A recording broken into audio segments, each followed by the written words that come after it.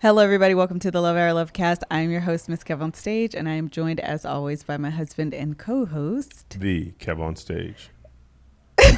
I don't know why that made me laugh today. If you're new to the Love Hour, thank you so much for joining us today. The Love Hour is the podcast that where we talk about life, love, and the pursuit of happiness. Mm-hmm. We talk about real life events. We draw on our own personal experiences, and sometimes we draw on pop culture. Yes, we do. So today is going to be more of a pop culture topic, but before we get into that, we always start with a this or that question. Or this with Kev and Liz. Why are you fighting it? Because I created the title and the name and that nobody likes it. No, you're the one who started the change.org petition. In the comments are with me. You started the petition. Do a poll on the Love Hour Can you do story. that? Serena, do a poll on the Love Hour story and say, should it be called this or that and this with Kevin Liz? And whatever the people decide, we'll move forward with that. Henceforth, now, and forevermore. It's time for that or this with Kevin Liz. Today's that or this with Kevin Liz is this. Pick my side, people. Would you rather fly middle seat, main cabin, Okay. back row, international, Delta Airlines to London, or that was all one. that's all one, Okay. or your favorite seat on a 2-hour flight on Spirit? Oh my. Use the S word. I know. I met a Spirit flight attendant. Were you on the road with us this weekend? She was so nice. Aww. But she was in line flying Delta That's funny. with her Spirit uniform on. That is hysterical. She was like, yeah, we do this sometimes to help each other out. She was like, I seen your little video. I was like, what? I never made it. I did made it. Okay, what are you choosing, Melissa? Am I choosing? You want me to remind No, you? I know the options. Hold on. I am probably going with long-term comfort.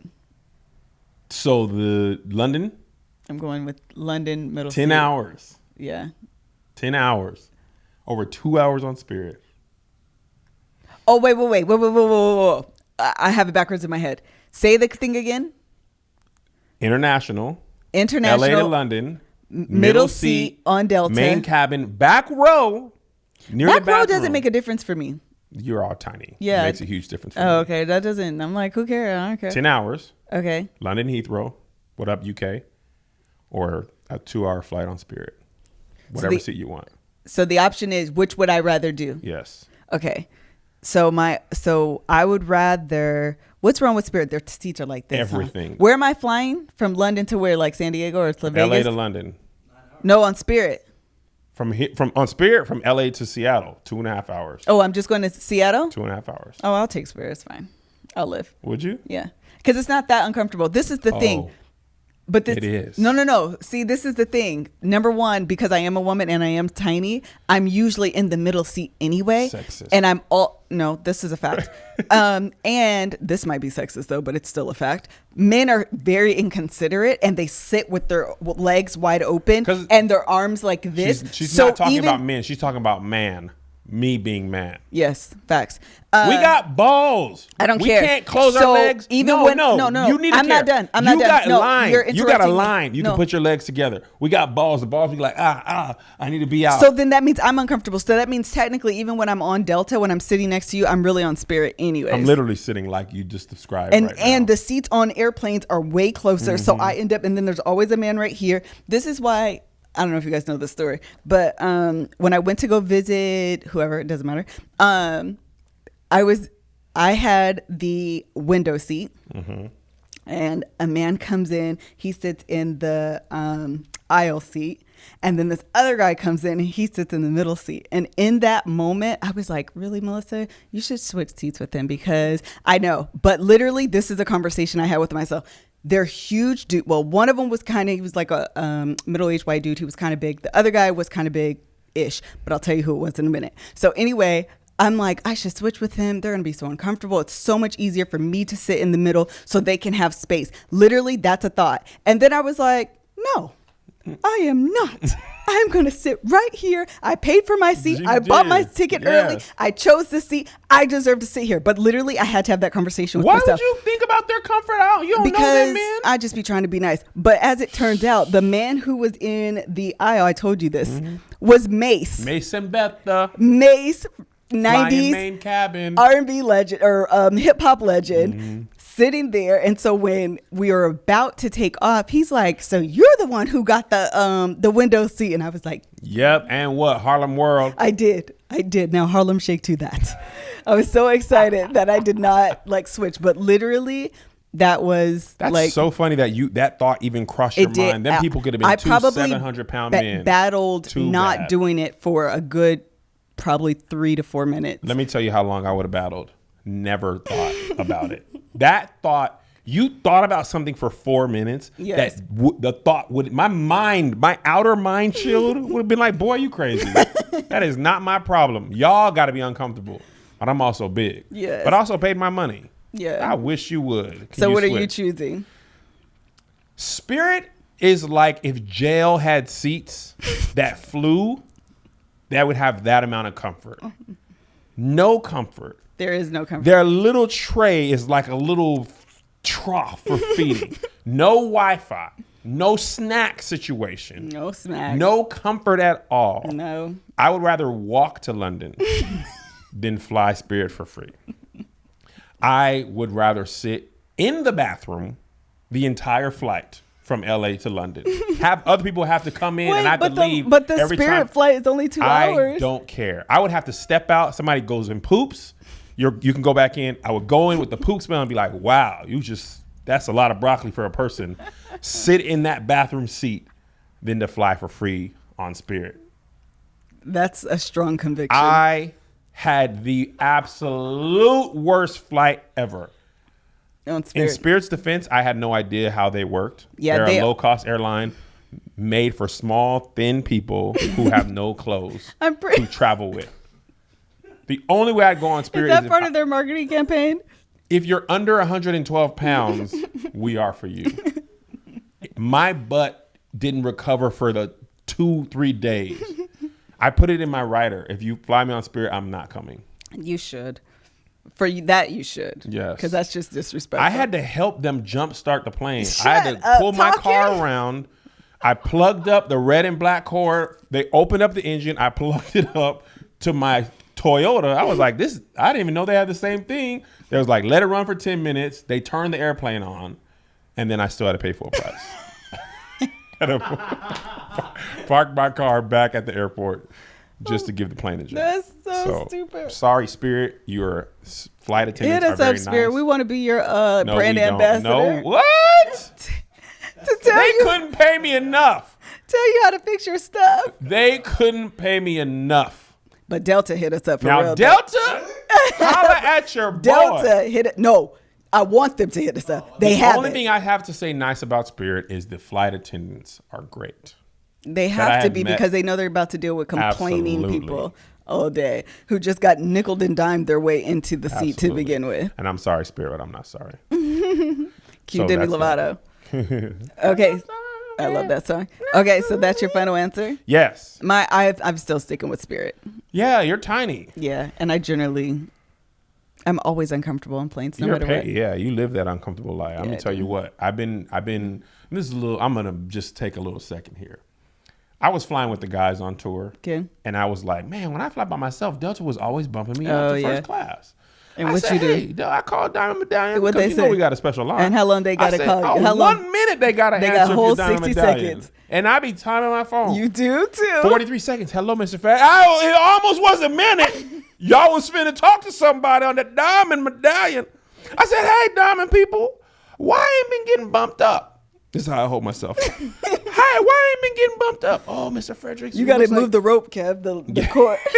Looks like you've been traveling with a group of people, and basically, I'm not gonna hold this up the whole time. Basically, the way it works is we try to bump your entire group up. If we can't bump your entire group up, then we don't. No bump one gets a anybody. bump up. I called them and said, remove me from them. No, They you are called me. No, I'm talking about the ones we already had. Oh. I called them, take me out. Put Tony, Josh, Doughboy, the rest of them on their own. On the regular. I said, Lissa, when you book the travel, separate your boy so I could get upgraded. I get on before Tony to hear Josh and them. Does he, Joshua? Oh, they walk past me. I've got champagne and a flute. Oh, Wait, hello. Joshua, what is your status? Comfort Plus. Well, yeah. Yeah, they changed it. I think he's gold, though.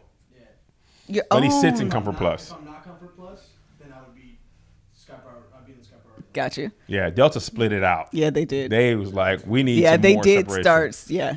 But yeah, and I was a little selfish, but also not as selfish at all because that was my situation with you and Mace. I felt bad. I was like, man, I want to sit with the guys, but and then I sat in first class and I was like, I mean, if one of us could do it, they would want me to have this. Oh, that's funny. So anyway, So that's your. Yes. Okay, so today, that was funny. Thank you for the question, Kevin. You've You're been welcome. coming up with good ones. I'll take over that or this if you'd like. Okay, you can. Okay. I think you come up with good ones. Tish, by the way, who's our graphic designer, just sent me the Love Hour flyer. Sweet. I'm Posting super it after. excited. Yeah, I'll post it after. Okay. Okay, so anyway, today what we're going to be talking about is the TV show This Is Us. Mm-hmm. Specifically the R&B episode. Yes, which aired last Tuesday. Correct. And concluded a season-long arc that was heavy on Beth and Randall's marital troubles. It was. And very much enjoyable. It was very enjoyable to watch. And just honestly, shout out to the writers to tackle a subject that is nuanced. It's so nuanced. It's so real life. And shout out, honestly, who, by the way, we saw Randall today. We got Sterling K. Brown was with us at Global Entry. Melissa attacked me because I was looking at my phone. He's always on his phone. He never sees stuff. He walks through the door and we're literally like sitting like this and he opens the door and the door is like literally right there. So I'm looking down. He comes in and I look up, look at him, look down, and then I'm like, nope, that was Sterling K. Brown. Look up again. So I looked up again and was like, and so he just kind of smirked like, yeah. She stabbed me in the leg with a prison shank. He like grabs his son. I'm like, and so he's just looking. I'm like, so finally he got to see. He black guy head nodded me. Yeah. First of all, the whole waiting room recognized I me. know. Super awkward for him. It was. It was like, hey, like, I like you. I like you. Hey, I like it. The guy was this like, is us. I like. I watch it. Do you have an appointment? He says, yes. What's your last name? He's like, Brown. And then someone's like, I love your show, by the way. Me too. Me too. Me too. We watch. I felt so awkward for him. And there was all white people in there too. Yeah, it was. And that's legit famous. So anyway, he ended up being taken to a private room. And for whatever reason, I had to go to like the herded room with all the other people. And Kev got to go to the secret room as well. And got Diamond to Medallion. Global Entry does not have Diamond Medallion. And I shook his hand and I said, hey, man, big fan of, I've loved everything you ever acted in. You're my favorite actor. And he was like, oh, thanks, man. You're going to make me cry. And I was like, stir. Don't cry. And I gave him a hug and I rubbed him on the head. And I said, I literally can't. But it was super weird because we just binged the whole season. Literally. And then he just walked in. And by the way, physically fit. He's super strong. He gave the full black man dap up. I did the back pat. His back was like, what's up? And I was like, wow, you're very much stronger. But it was super cool. So just random aside. And I decided this is a little dark, but I don't mean it to be. People admire. I'm never going to ask for a picture, hardly ever. But if I admire you, I will say what's up and say. Because I met Nipsey. I did Black Guy Heading Out with Nipsey at the airport one time. Mm-hmm. And I should have said, you know what, man, I admire what you're doing.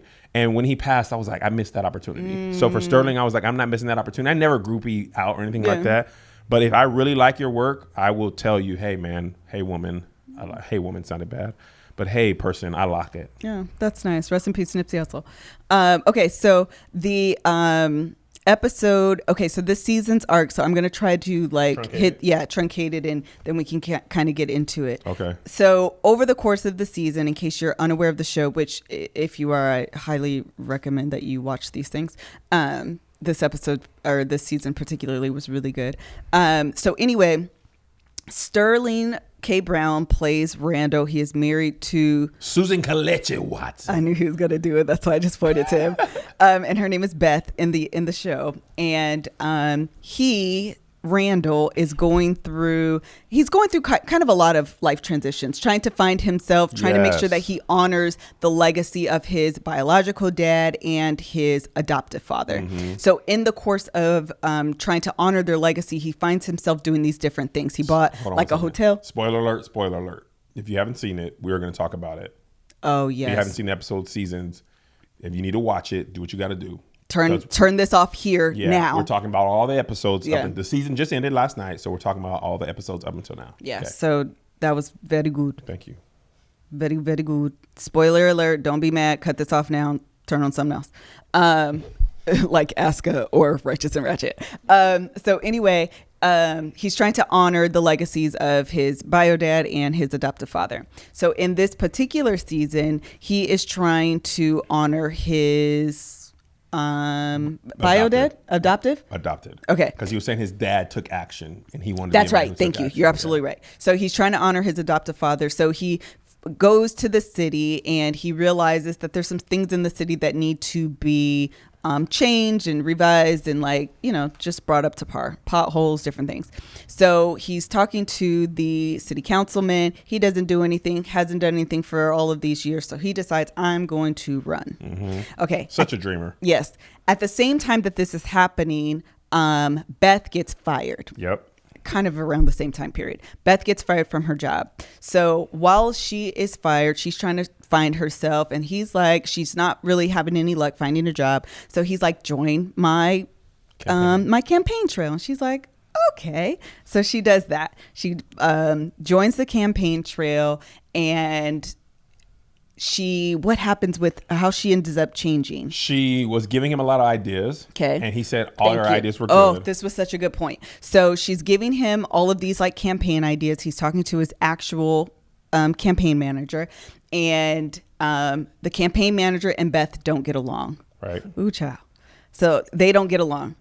And because of that tension, he, meaning Randall, has to decide who he's going to side with. Yeah. He chooses his wife, rightfully so. But the problem was that he chose her even in times when she was wrong. Yes. And so she overhears this conversation, so she confronts him about it. And she's like, hey, are you saying my ideas are spectacular, was the word that he used, or stupendous, because they're good ideas or because I'm your wife? And he didn't really say, but kind of basically said, it's because you're my wife. And she was hurt because she was like, that hurts because I never would have thought, I actually thought you thought my ideas were really great. Mm-hmm. So then she realizes, I don't really belong here, whatever. So she decides to pursue her childhood dream, which is dance. Mm-hmm.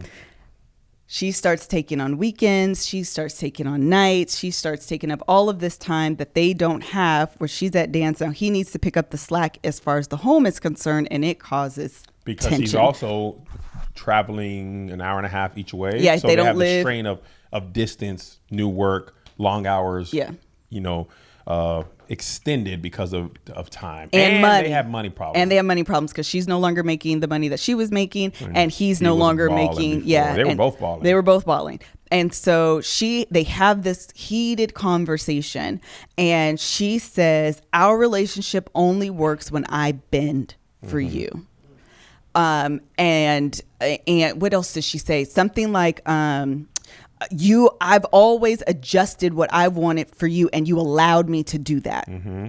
And he had this moment, and I was like, first of all, I was all on the Beth train, and then he had this moment, and I was like, well, now I don't know who's right.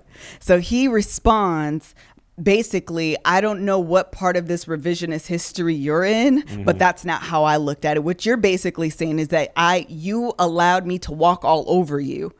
And you're not even that person. You're not that woman. Mm-hmm. When did that happen? Our relationship is built on you being the head of this family. Yes. And now all of a sudden for 20 years, I walked all over you. Right. And it ended up being, so as I was watching, I was we were invited to go to the screening, and I watched this scene and was like, Lord Jesus, I am Beth.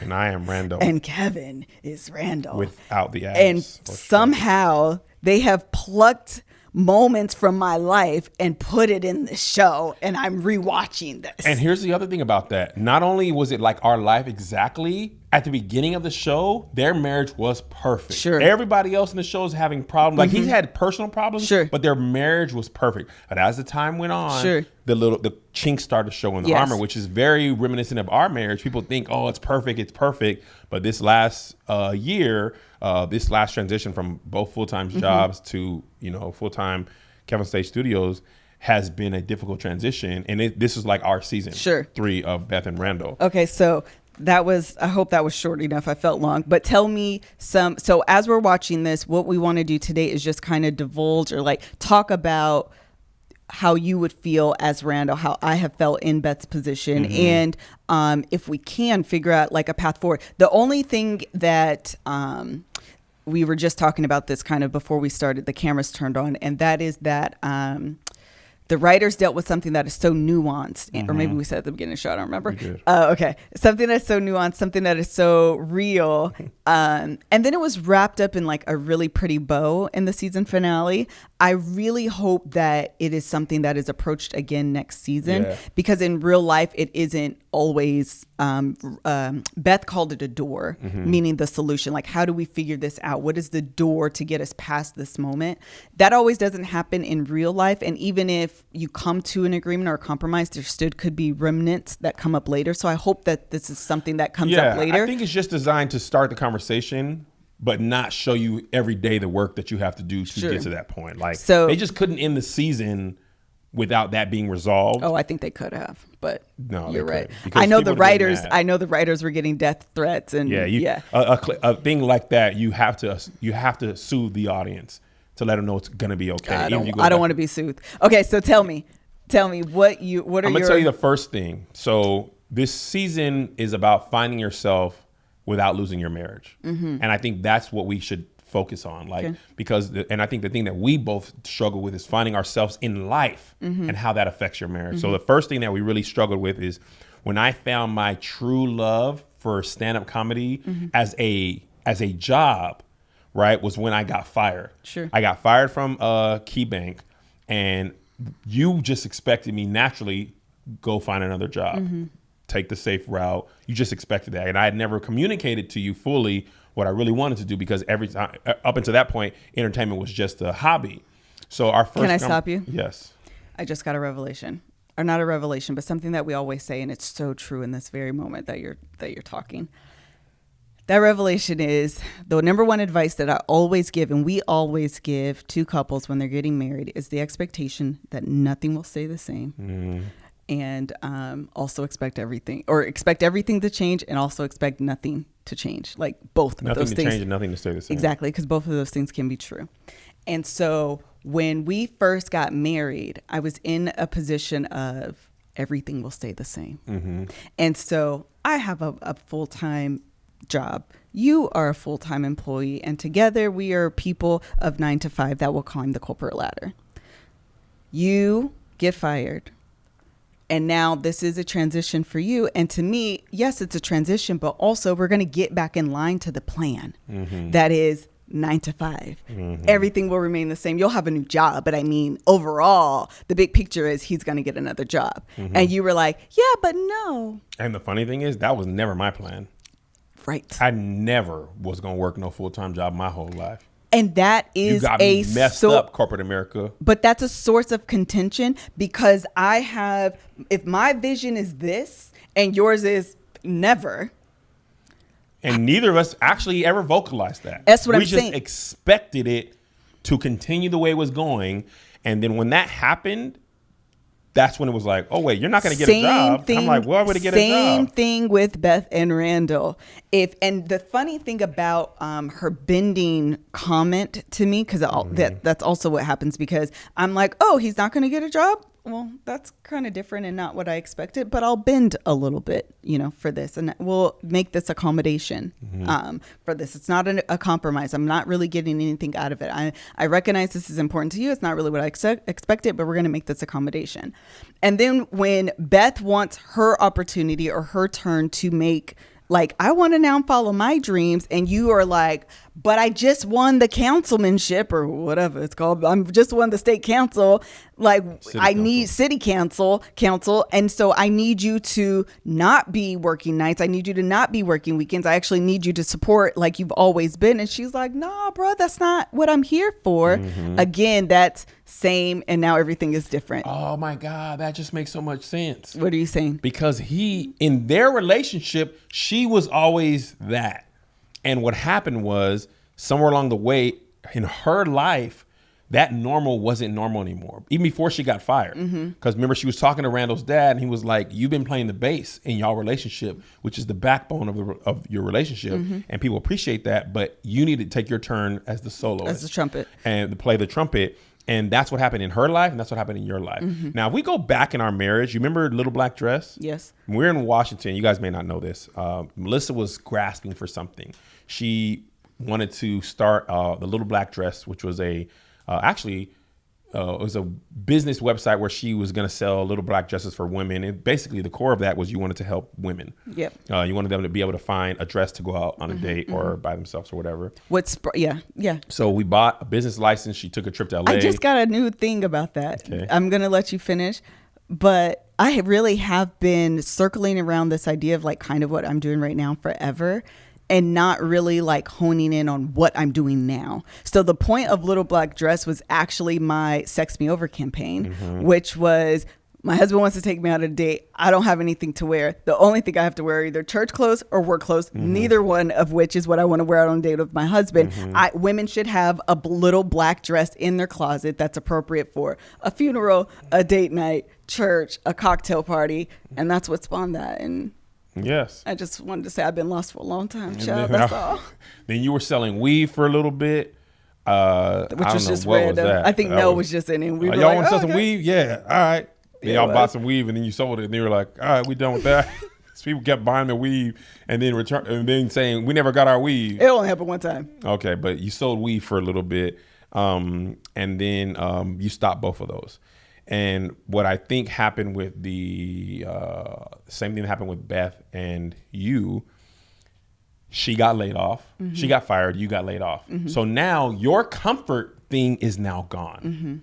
And that really forced you to be like, what do I really want to do with my life? Do I really want to continue down this path, or do I want to go a different way? And it's actually happened in our marriage a couple of times because when we first got married, prior to the boys, you were stage manager for the plays. And in my mind, that was us. I'm performing and you were working closely with me. You got Zay. I have a baby. I have to take care of him. He cries. And you're like, hey, I can't go to rehearsal. I was like, why? You're like, because the baby. You're like, no, nobody care about that baby. Put him down in rehearsal. So then I feel like, dang, she can't, so that changes our dynamic in my mind. But what I wanted to say, and this is the thing about Beth and Randall that I think is important. You have a thought of your life personally. You have a thought of your marriage. A lot of times that thought goes unspoken. Yes. But it goes expected. I expect you somehow through osmosis to understand something I never say.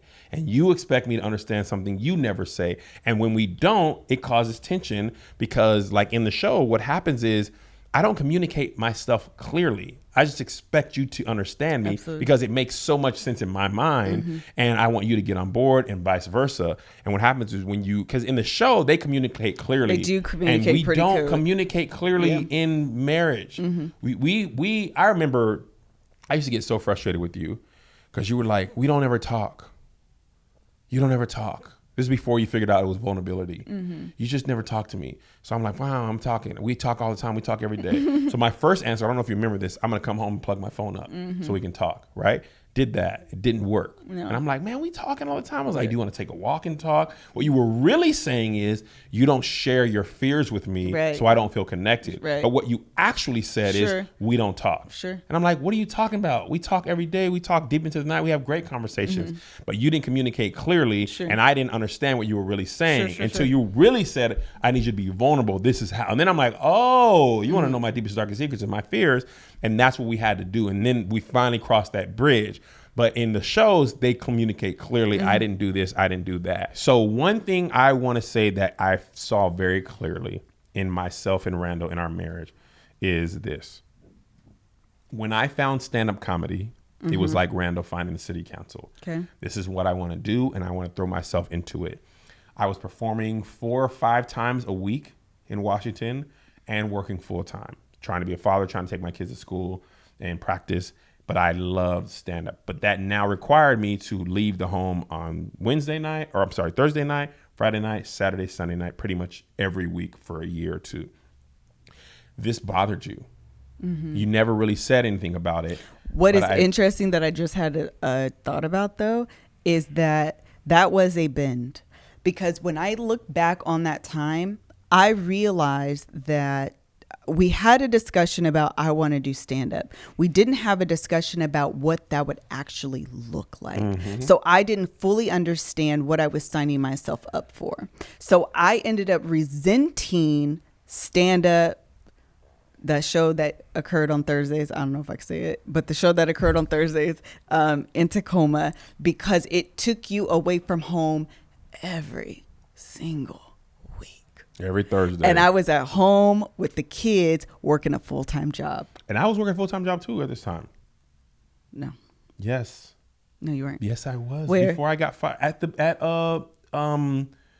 Boeing. No. Yes. No.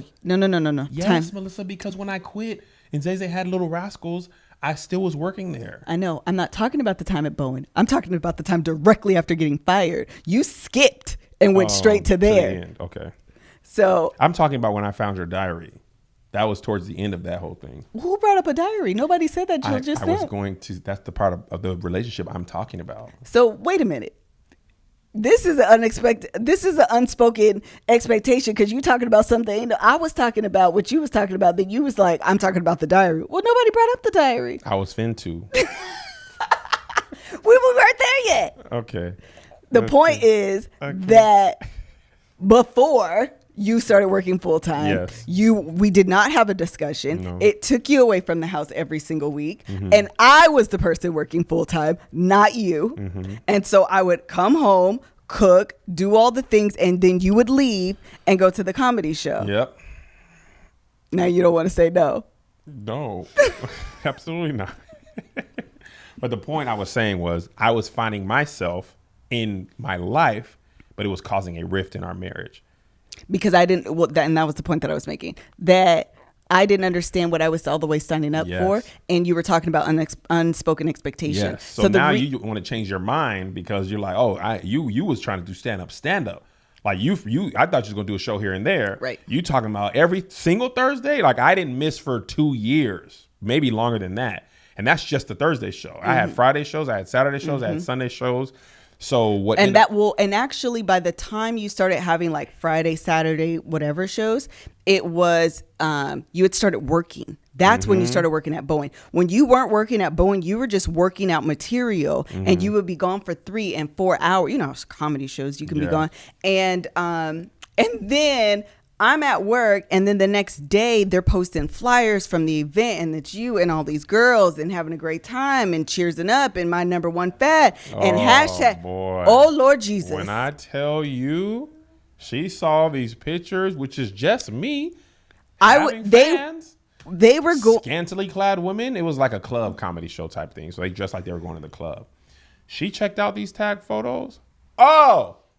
Oh, so you funny now. Oh, they love you. Oh, I'm your number one fan. Oh my God, Kevin, groupie group. Oh, Melissa, I'm your number one fan. They had a hashtag. And it used to drive me insane. Number one, can we stop right here for just a minute? We're going to go there. Okay. Let me just have this conversation with y'all real quick, because I've been wanting to have it for 5 years anyway. And so since we're here, we're just going to stay here. Number one. Okay, let's start at number one.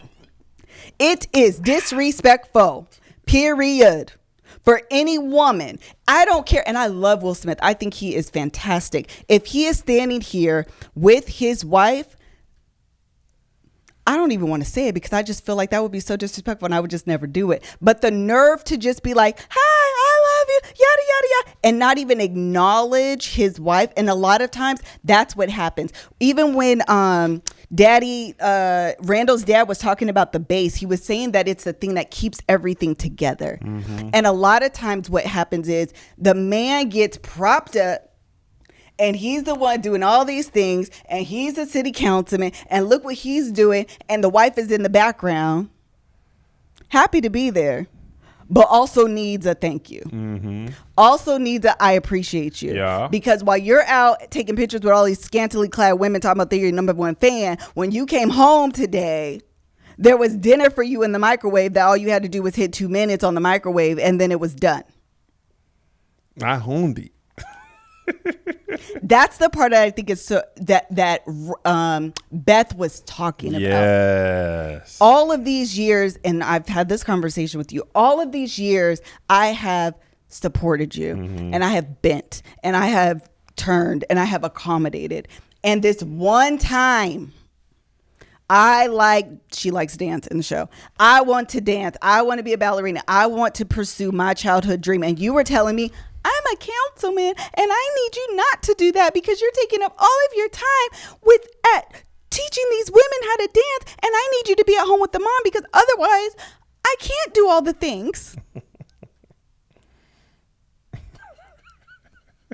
And this is why I was like, I am Beth. Yes.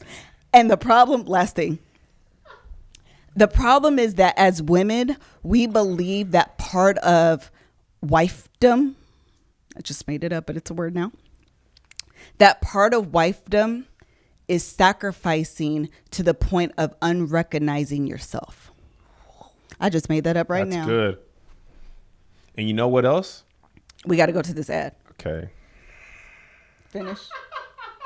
You've been cutting me off this whole episode. I'm sorry. I do mean I apologize. You tell me let you finish. You don't let me finish. I don't. You know why I got amped up? What to talk to? This is why you need for women only. You just be wanting to talk. You don't want me to say nothing. You just want to bounce some ideas off me and shut your mouth, Cal. You want me to trigger ideas for you, and then you say the stuff, and I don't get to say no thing. Don't say none of the things. You've been saying all the things. Go. One of the things about unrecognizability, I think that made it easier for you to do that is growing up in the military. Tell me, start over. I got lost.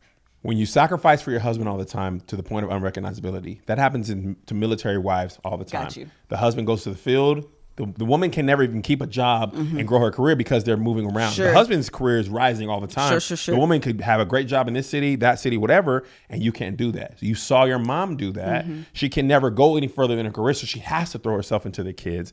And what happens in marriages, whether you're in the military or not, your husband does all this stuff. You remember at the bank how fast you were rising before you had the kid?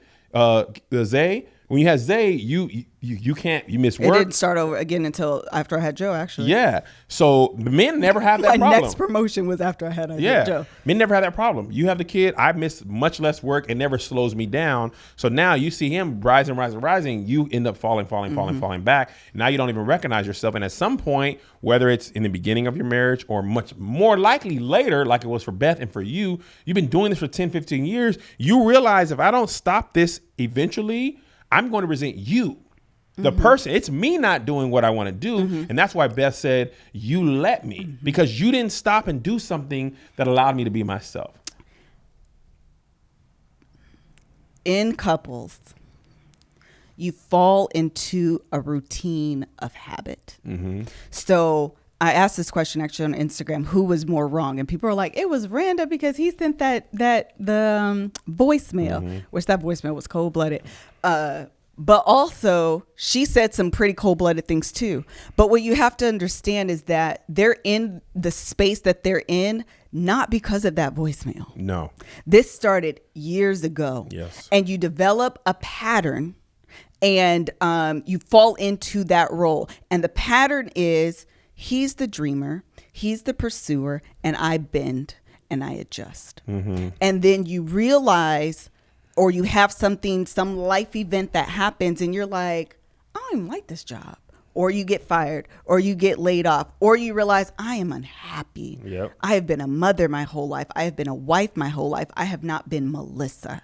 Right. So now what is it that I like? Right.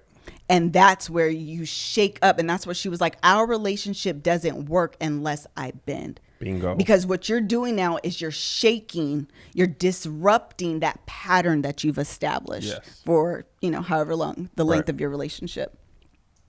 Yeah. Sounds like a book. sounds like a book. So I have been reading.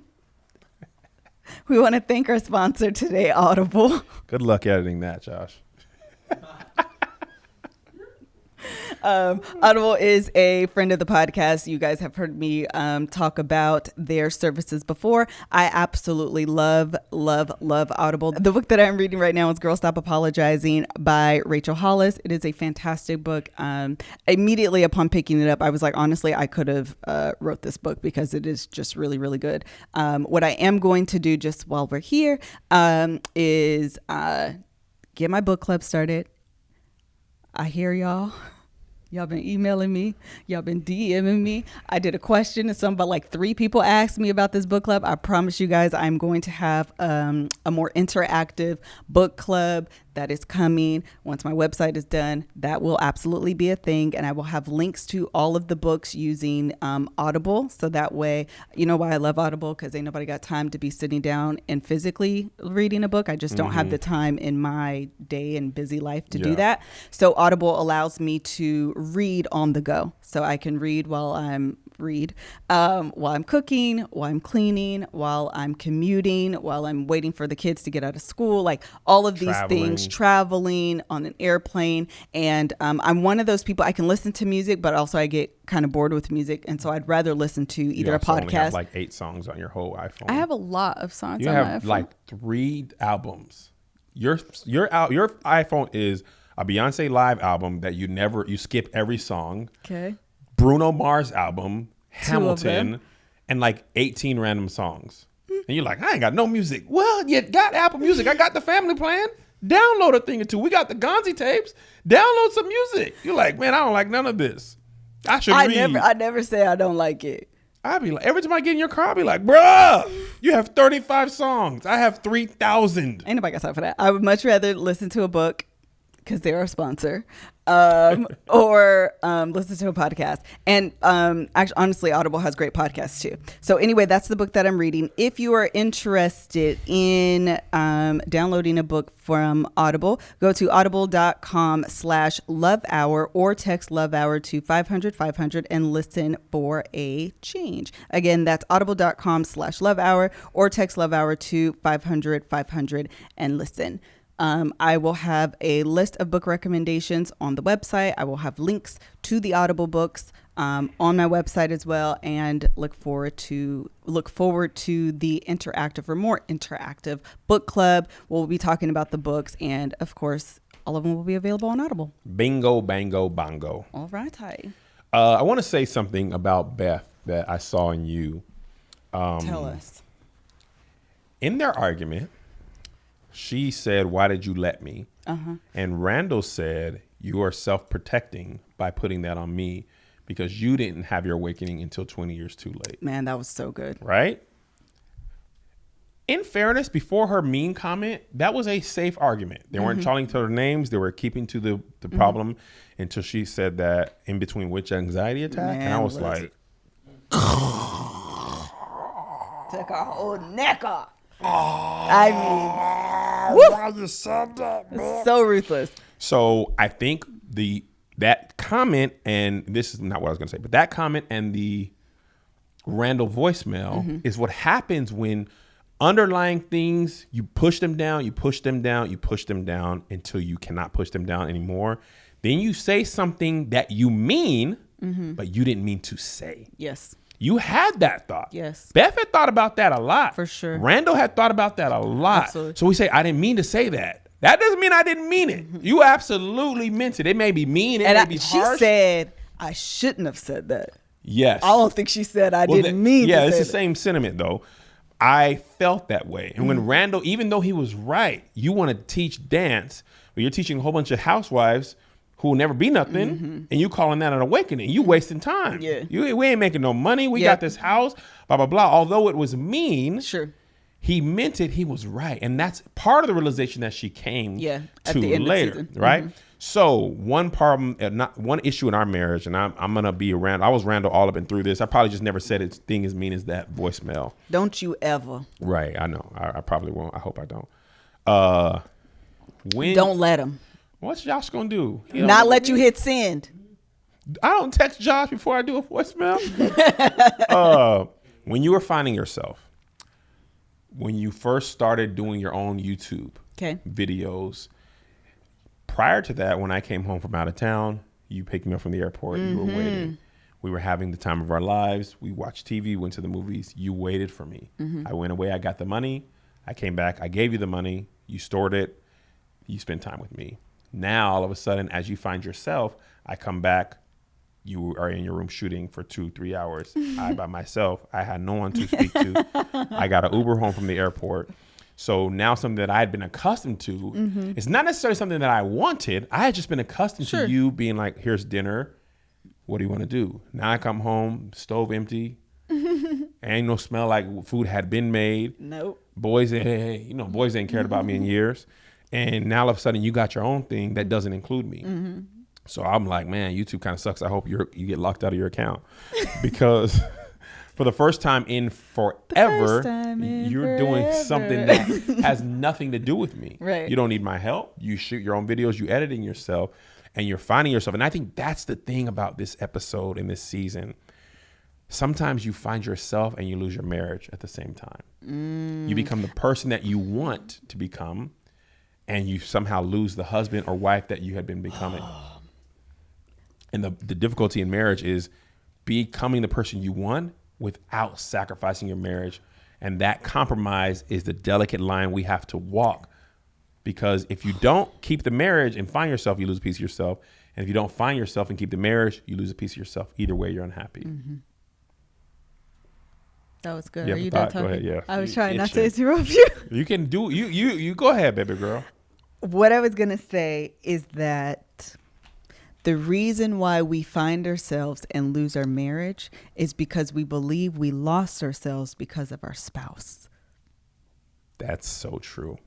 You blame them, you We resent blame- them. and Beth that's blamed what- Randall. And that's what it was Randall her. was saying. Yes. So what Randall's point was the whole time, which I thought was fair, because again, going back to this unspoken expectation, is that what he said was, if you told me, this is my interpretation, I would have been, Yes. but you didn't. You expected me to do it without you having to tell me, which is something you say. I know. I want you to notice it because if I have to tell you, you called it out. But if I don't notice it, you still blame me for it. And I never knew. Right. I literally never knew it was something that bothered you. I done licked you in other ways. But what happens is it's the breakup. I want you to want to do the dishes. Yeah. I never say it. If you said it, I'd do it, no problem. But if I have to say it, then it doesn't count. But then you blame me for not knowing. And I'm not psychopathic. I'm not reading your mind. Not psychopathic. I was whatever. like, what does that mean? I'm not a Mind reader. Just yeah, go whatever with it. that word is. I'm trying to think of what professor. Psychic. I'm not a psychic. No. But I get blamed for not knowing because in your mind, yours or mine, we are communicating so clearly. Clear as day. I want to bring up this story with Doughboy and Tahir that so often happens in marriage about communicating clearly and not really communicating at all. We're in New Orleans. Doughboy and Tahir have a bet. Is pickle juice a chaser? Okay. Doughboy believes that it is. It's not. Tahir says that it's I don't drink it's though, not. so I don't really know.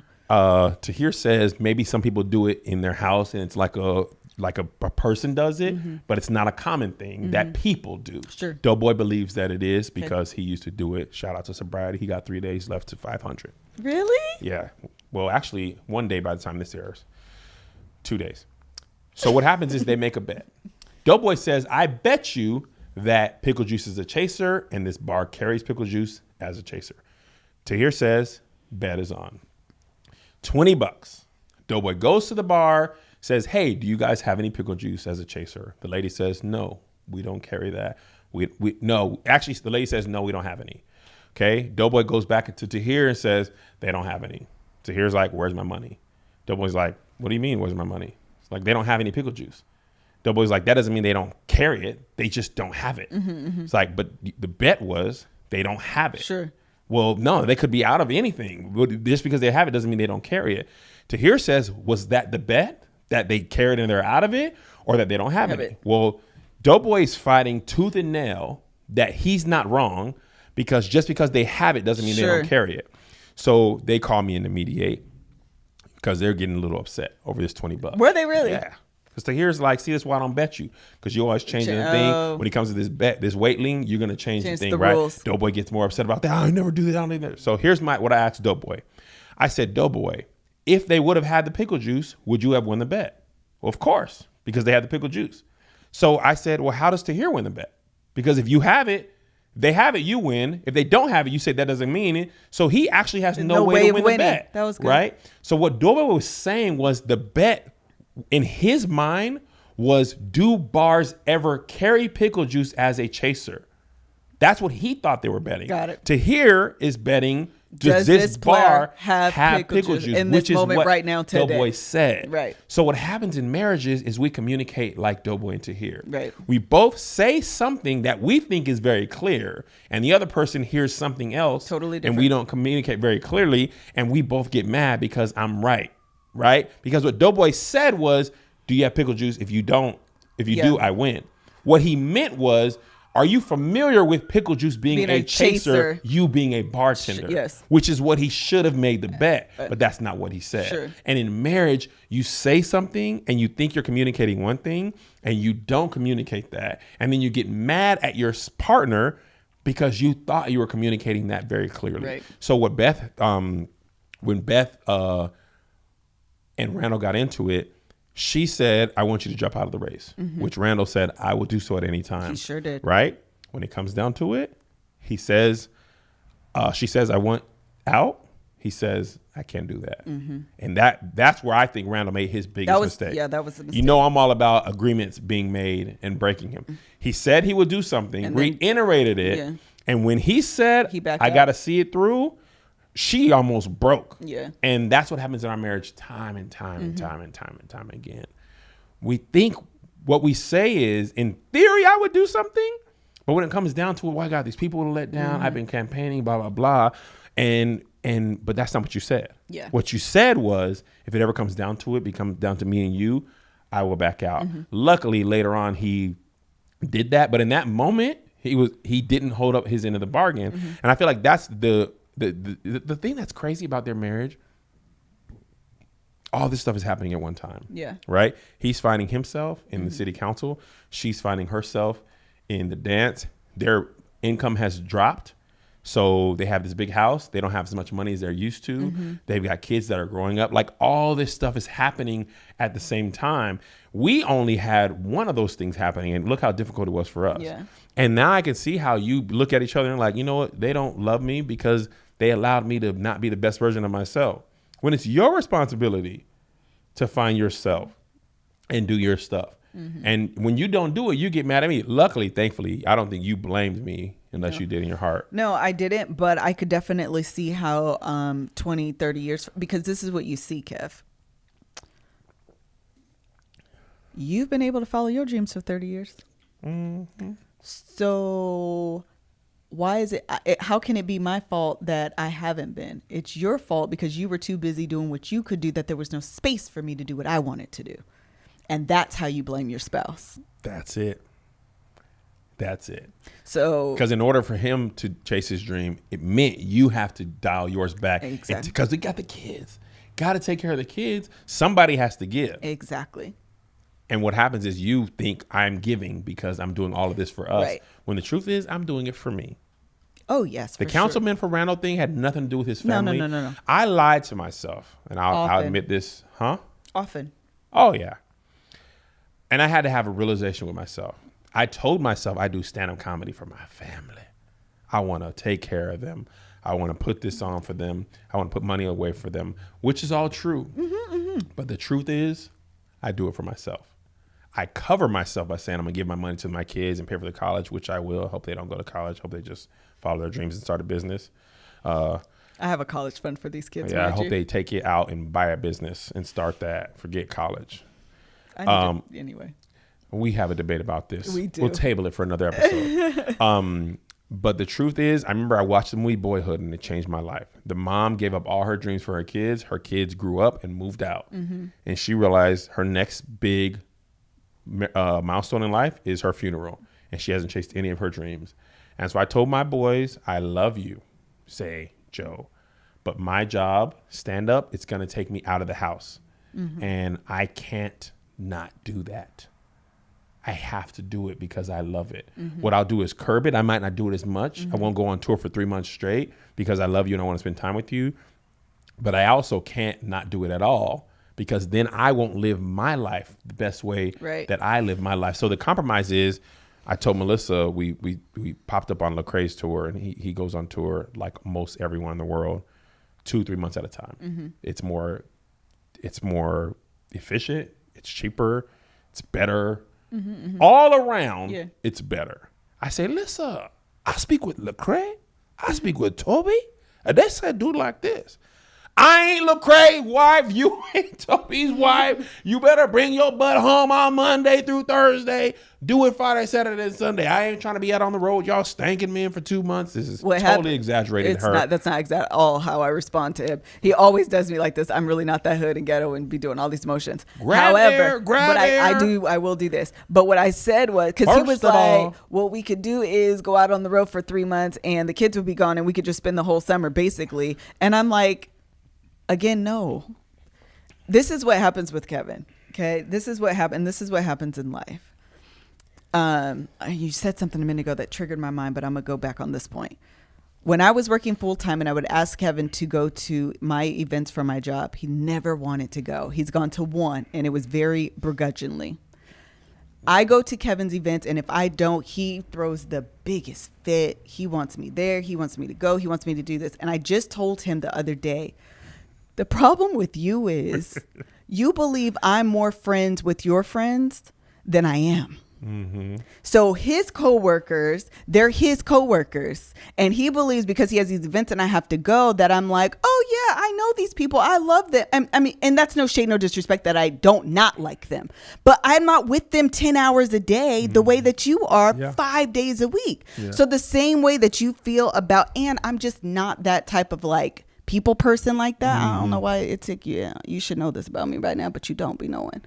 I don't be liking groups. I don't be liking small talk. I don't want to hug people. Don't say words to me. Don't speak words at me. My ears don't like it. To be honest, I would much rather be on a stage talking to people than talking to people. Hey, great speech. I don't know what you're you in my say. space. It's so weird. I don't like it. Please don't talk to me. Don't hug me. Don't touch me. Like I get so like socially awkward. I'm so weird. I'm like seriously. You're an introvert until it's time to be on the stage. I am. Because there's a separation between you and the audience. Because there's a separation between me and the audience. So anyway, I literally just had to have that conversation. It used to hurt my feelings, and I would do, and this is again big picture. We're zoomed in on us, but I'm gonna zoom out. So with us, I'm like, I feel like I'm always accommodating for you. I am always going to your little events. And there was one event, and you just brought it up. There was one event that he wanted me to go to, and I even called my sister and was like, I'm not going. And she was like, why? I was like, because I just don't want to. This is not my friend.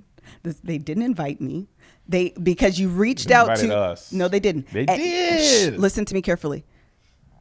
Part of the reason that Ryan, cuz check my email right now, you won't find an invitation. +1 is me is you. Ciao, bye. Expectation. If you can invite my sister, ciao, you could do a joint invite. I don't care. It's disrespectful to me. That's part of the reason why on the Love Hour for the conference, I generated the letter myself, but I told Candace, address the wife.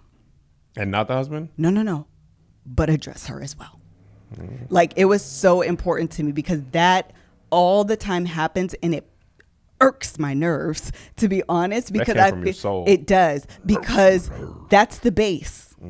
That's bending, and that's not getting the respect that is deserved upon the spouse, the wife that is, man, she's in it too. Even when I thought, I'm about to get personal. I mean, I'm a little bit. We're here. We're going to do it. Joshua, you know about this, but we're here.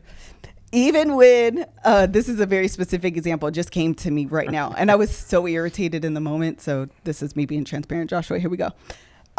During the tour last year, a hashtag was started.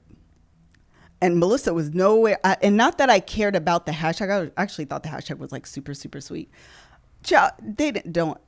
We thought you was going to tell. Did y'all ask that I was going to tell? No. How long y'all been knowing me that I was going to tell? Oh, 3 days. When I tell you my feelings for her, I was like, are you serious? Oh, and I don't want to get emotional, but I just got emotional a little bit.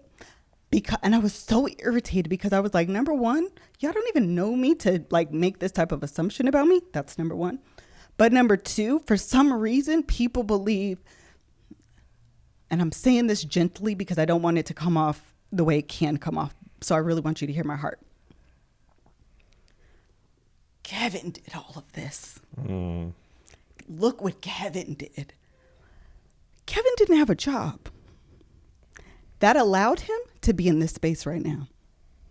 When Kevin wasn't working, Melissa made sure we had a house and health insurance and dental, and your eyes were working so you can get contacts and glasses. But because those moments were 15 years ago, it's like, and that's even when I was doing a post a little while ago, and I was like, God, I don't know where I fit in this. I just feel like where am I? Where do I fit? What is my role? And that's where I got that propeller example, because I was like, without that season of literally holding it down and saying, these women's got it backwards if they think they're your number one fan, and I'm the one holding it down. That's why that hashtag pissed me off, which is why that hashtag pissed me off, because it's no like, hashtag. Ain't no Bro, hashtag. You wasn't with Everybody the gym, stop that cuz. hashtag. Ain't no hashtag. Ain't no Ain't hashtag. bar on you, cuz. You Don't don't even start know what I another was hashtag. doing. Who was down here making dinner, cuz? Don't start another hashtag, period. Okay? That done. But for real though, I always feel It could be whatever. I always Cuz? feel like the wife and the work that she does goes unappreciated, unnoticed, unthanked. It is a thankless job. Yes. To be a wife. Yes. To be a mother. It is thankless. And so when the husband, and that's always why I always say I am team first wife. Yes. Part of the reason why I say that is because I know the work that I've put in to allow this moment to be here. Yes. I know what it took. I watch behind the scenes, but while you are, the reason why a husband is allowed to excel and become his fully realized self, and that's what no. Even Beth was saying, I'm the one doing all the bending. Like, do you understand that you've allowed to, I want to do this now. Okay, let me adjust this way. I want to do this now. Okay, I'm going to adjust this way. If at any point she's like, I'm done adjusting, which is why they were having the fight in the moment. Because the moment I say, no more, I am done adjusting. I want things to be like this. You now have to come to a halt. Right. And that's the thanklessness. Absolutely. It's funny because I thank you. Right? I know. No. I know. Okay. I know. I thank you. And I know that's not what you're saying. I'm being clear. Yeah. But the world, that's the fans, that's Kev on Stage Studios, the employees, they reap the benefits of work done before they even met me. Exactly. When I was figuring out how to be funny on stage with no money, you were watching. When y'all had a $15,000 credit card bill. $12,500. Let's not exaggerate. Oh no, you get to exaggerate. I'm exaggerating. We're rounding up to $20,000. $500,000 credit card. But before you, and who was paying it? Oh, y'all's was. That's. I take it back. I take it back. Yeah, I had like $3 in YouTube. We did. They did pay. Actually, and I made a point. I was like, I'm not paying that. Yes, I was there. But what happens is nobody knew that. Right. Nobody knew. Before I was Kev on Stage, I was just coming to the stage, Kevin Fredericks. And Melissa was at home. And Melissa with was two at babies. home with diaper 1 and barely potty trained 2. Trained 2, peeing on the ground. Well, my penis, I cannot control it. It's everywhere. What's for dinner? Like I've never been the one to cook dinner ever. None of that. That's just not my testimony. Amen. I thank God for Kev, Uber Eats and Uber Eats and listen, Postmates. it got It's a so blessing. bad at one point. Literally, you guys, I kid you not. Kevin told me he wanted to be Tyler Perry. And came home with this story and literally said to me, you know, Tyler Perry was homeless before he made it. I ain't finna live in no car. No, that ain't my that's not testimony. what I said was, that'll never be my testimony.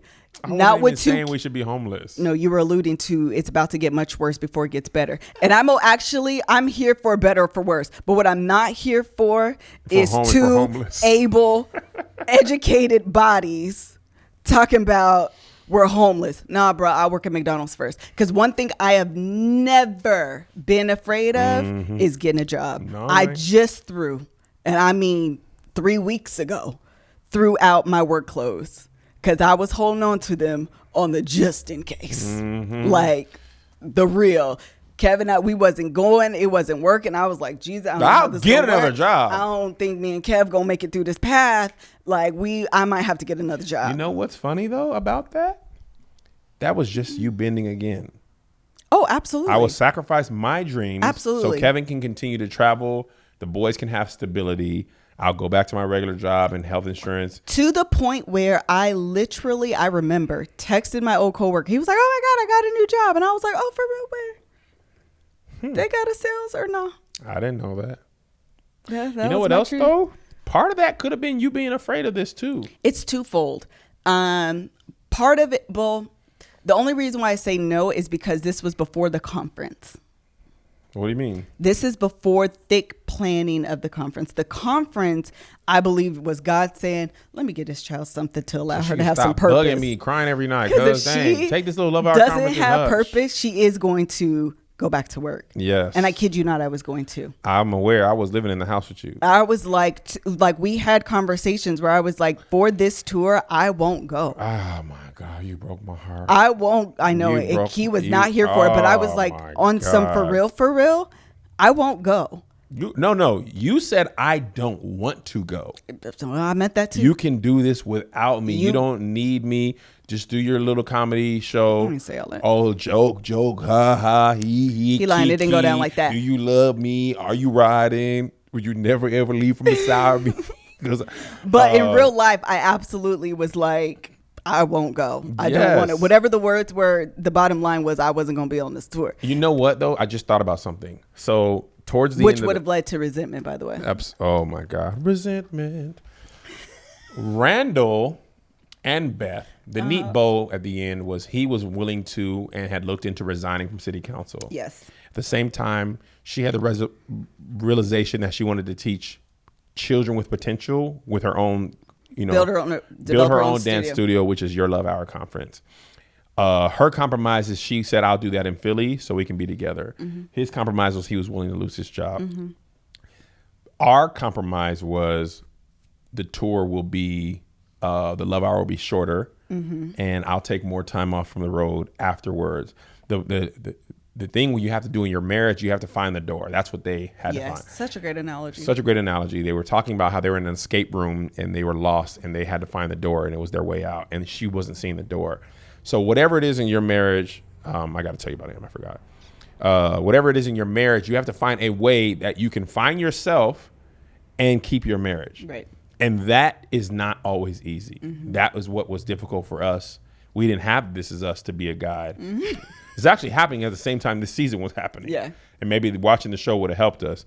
But I realized that at some point, if you lose yourself in your marriage, you lose your marriage and yourself. So true. And that's where I think people can, the reason I cheat is because this person reminds me of what I wanted to be. You remind me of when I was young. You speak to me. You thank me. You make me feel like my husband hasn't made me feel in years. Mm-hmm. And that could have nothing to do with whether he says or not. It's you're not seeing me as my full self. Mm-hmm. You're not allowing me to express my dreams and chase those. Somebody else can come and just encourage me. Sure. And now I feel like, oh, you see me. You get me. So how do you recommend or what do you see in real life? Because their real life door was to move. Yeah. Okay. So in normal circumstances, not necessarily I'm talking principles. Mm-hmm. So like zoom all the way out and what are principles that'll allow people to get out of this space? I think one thing I think the characters did a good job of is along the way, acknowledging their faults, which I think is much harder in real life marriage. Randall, although he wilded out, he always was like, here's why I wild out. I'm willing to go back.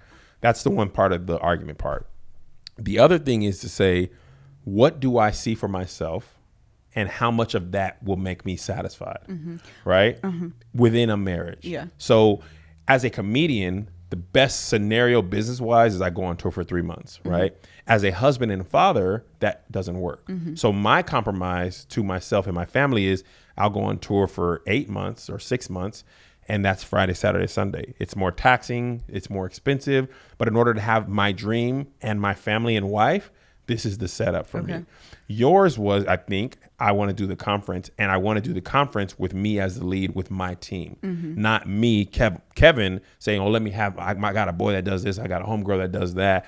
Even if they can do the same thing, what was important to you was, let me do this vision with my team as I see fit, because that ownership is what I'm missing. Another thing that was important in the show is Beth felt valued at her job. She was good at her job. Oh, you talked about She this. lost her job and she lost that value. Remember one day you snapped at me at soccer. I'll never forget it. You were so good at your job and I never saw you at work. So at your job, you were killing it. They want to give you raises and bumps and people come to you when they can't figure stuff out. You never forget anything. You always hold it down. I don't know how good of an employee you are. I mean, I know you're great at everything, but I don't know nothing about your aerospace job and how you contracts administrate well. When you lost that job, you lost those people praising you and you lost that feeling of value. So not only you're missing value, now you're going into a different space where you're not as confident in entertainment because you don't know that as well as you know aerospace. Now you're brilliant and intelligent, but you don't do this every single day the way I do.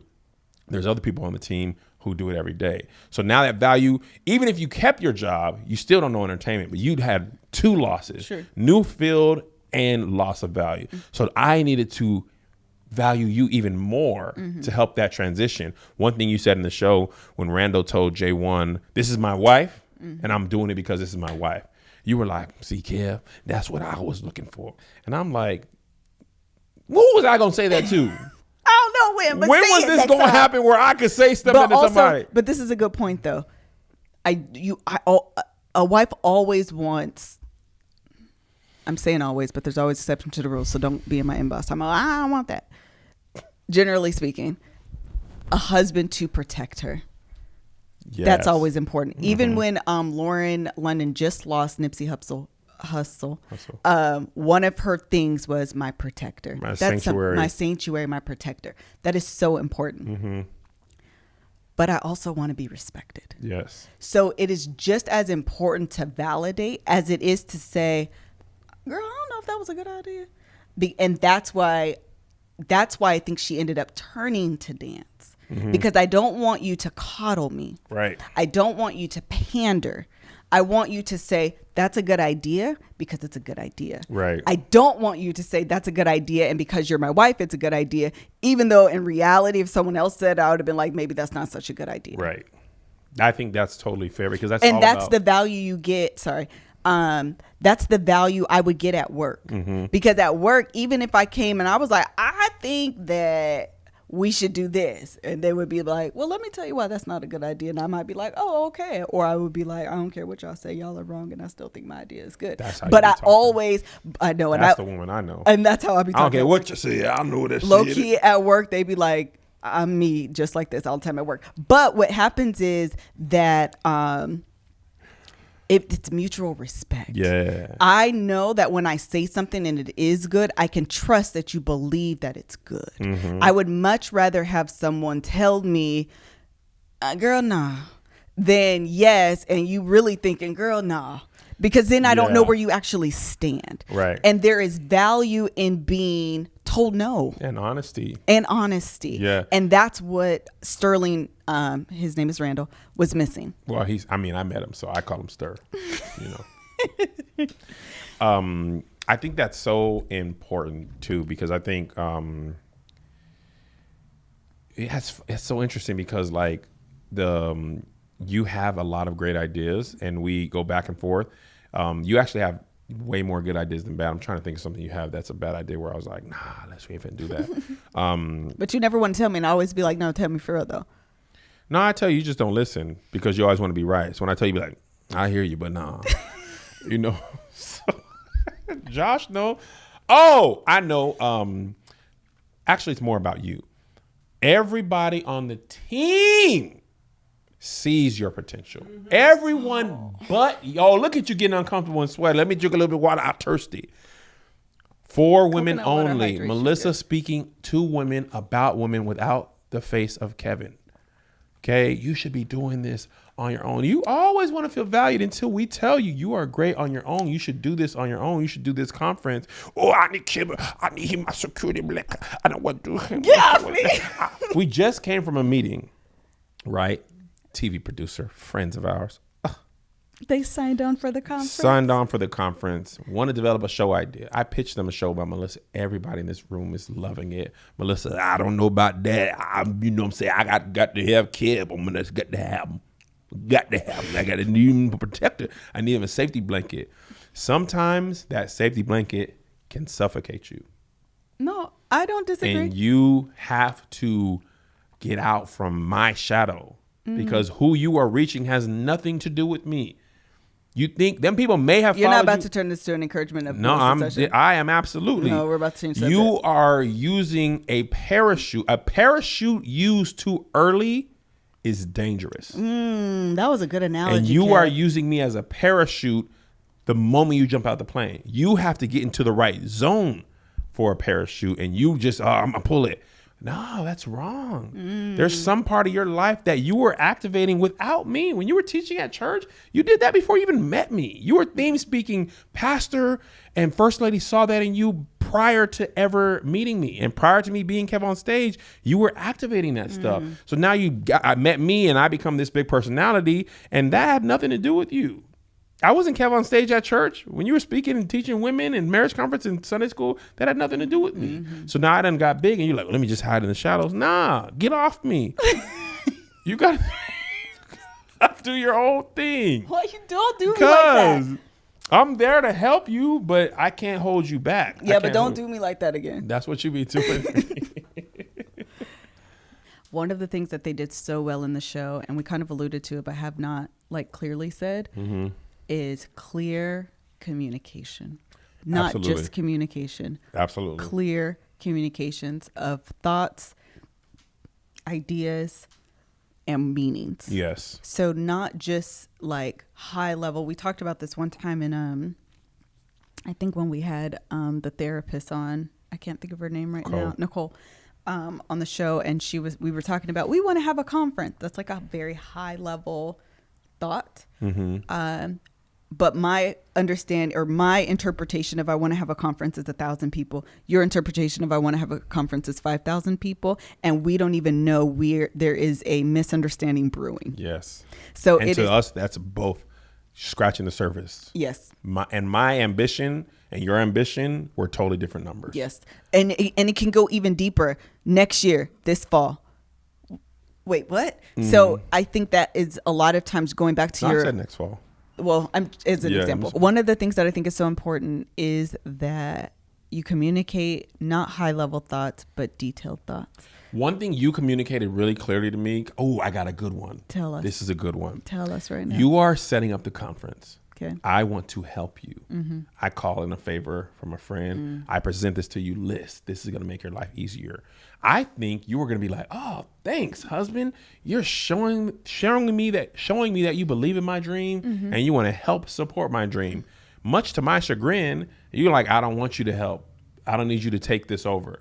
So I'm like, forget you then. Do it all by yourself. I ain't never going to help you again. Right? Which is Randall. I'll never speak again. I'll never joke. I'll never eat chips again. I hate nachos. I'll never eat nachos again. What you were really communicating was, I want to own this because I need something of my own from beginning to end. You have your stuff of your own. I need your support. Yes. But I don't need you to take over because if you take it over, it may get done correctly, fast, efficient, whatever that is, but it just becomes another thing you've done as opposed to something that I've done. And the same way Beth wanted to open her dance studio and do it her way, you wanted to open up you wanted to do the Love Hour conference and do it your way. And you need my help for comedians or ideas and blah, blah, blah. So when we had that conversation, I initially told you, Okay, that's fine. I'll step back. Tell me when you need me. At first, you took offense to that, right? You were like, "Oh, here you go." Because the way you said it. Because the way I said, I was a little upset. I ain't gonna hold you. You would say it just like that, but it's fine. Oh, but I want to make stuff look good for the podcast. Because I always talk like this, and when you be, oh, okay, that's fine. I'm do meek, what you want. humble servant. Can't I stand took my you. hat off. Ma'am, I do what you want me to do when you want So me to do it. annoying. I do declare I help you when you help it. But that's what I said. My tone said something different. But later on, you were like, you know what? That is what I need you to do. When I need your help and support, be there to bounce off ideas, suggest, but I reserve all veto rights and power and blah, blah, blah.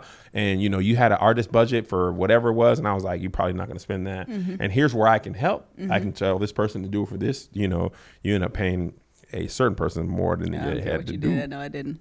But I respect it because I would have done the same thing, right? But what I think we needed to do was fall into those roles where you are the lead and I'm the support, wherein generally you've been the lead and I support. And every team should have a leader and support. One thing we did really well at ADD, in some things you're the leader and I follow you and I'm a PA. Some productions you're the lead or I'm the lead and you're the PA. And we both need to play those roles. So in the love hour, I am what you've been to me. I'll help. I'll do this. Let's plan. Let's budget. Brainstorm ideas. But you need to be the owner of this project in Airtable or Slack or Google Drive. Google Drive, I prefer. Okay, did you have any other thoughts? No. Did we cover everything? We covered enough. We covered enough. I think this is what leads people to divorce. I do too. I think because we blame you. I lost myself. Yeah. What you're really saying is I found myself and I lost the marriage part because those two things couldn't be congruent anymore. I couldn't be the wife I've always been and the person I wanted to be. Right. But I think we have to be careful. I just want to really quickly want to be careful that we don't mistake finding yourself for automatically losing your marriage. No, I think you have to do the work to maintain both. And I think if you find yourself either in if you find yourself in Beth, or if you find yourself in what I am saying, the first thing you have to do before you even talk to your spouse is have a conversation with yourself. Yeah. You have to understand this is how I feel, and not just like, I feel like I lost myself, because it's like, okay, well, go find it, girl. What you want to do? Like, you have to be clear about like, this is all of these years you have done this, and I'm not blaming you, but I have bended and allowed you to do those things. And I'm at a point where I realize I am unhappy. And because I am unhappy, I want our dynamic is going to shift and change, because I want to pursue X, Y, and Z. And I need your support to do that. Bingo. But you can't just be like, I'm not doing this no more. And all of a sudden I'm doing this and I'm switching gears. And we haven't even had a baseline conversation that we are changing. Yep. And that's where friction comes from. And honestly, you'll fast track a divorce that way. Yes. What Beth was saying was, I need you to support me the way I supported you. Yes. I need you to take over and help with the kids the way I did when you worked the job and I took the back seat. I need to take the front seat for a while, and I need you to take the back seat to support me. And the cop out they were trying to do was with their mom. Hey, mom, you help with the kids. That solves one of our problems. And then they couldn't have that. Right. So now they had to do something where they both didn't lose a little. No. Right. But in real life marriage, that's not a perfectly bold TV show ending. You might have to lose a little piece of something. And that's actually what happened in our life. Yeah. I had to lose the tour in the traditional sense in order to maintain the family. Right. And I don't know what you lost. What? I think you got everything you wanted. Hello? The conference. The point is that Crazy. Clear communication is, I think that's the baseline, and like very clear, articulate conversation with your spouse. Do not, like, this is my own personal advice, but we do this just for entertainment. If you need an actual therapist, go find one. My real life advice is to be clear about what you want before you go have a conversation with your spouse. Yes. Be clear about what you feel like you've lost. don't blame, because it's really not their fault. Again, you just establish these roles and this dynamic, and you just fall into place. If our dynamic is Kev is the star and I'm supportive, we're just always going to follow that no matter where we are. That's always going to be what we do. And if, as an example, the conference, I have to have a conversation that says, hey, so I know this is like typically what we do, but like this time around, this is what I'm thinking. Yep. So that way we don't fall back into that same dynamic. And now I'm irritated and, can I say pissed? Okay. Pissed TF off. And now I'm pissed off because we've fallen into this dynamic where I'm like clearly wanting to reject it. Yeah. And so I think for women, we just, and so again, that's what I was going to do. I was like, I'll just find another job. It's me falling back into that same dynamic. Yes. It's if Beth would have said, fine, whatever, you can do this, I'll just, give up on my dream again. It's falling back into that same dynamic. So you have to be clear about what you want. Be clear about what you want to yourself, and then have that conversation with your spouse, because that transition, you can lose your marriage and you don't have to, but you just have to do it right. Right. I don't need to be the star and you the sky. One of us gets to be the sun and the moon, and we take our turns to shine.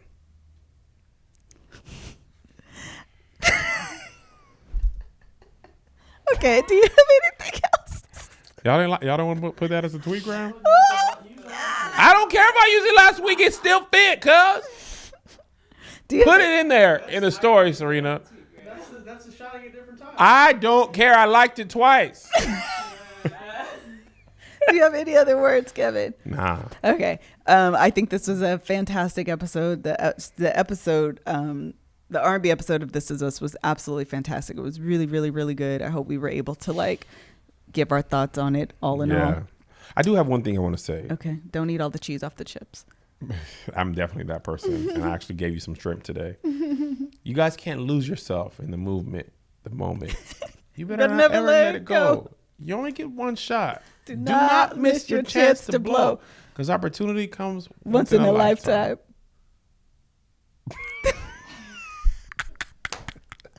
I think this is twice we've mentioned that Eminem song too. It's a great song, man. It is.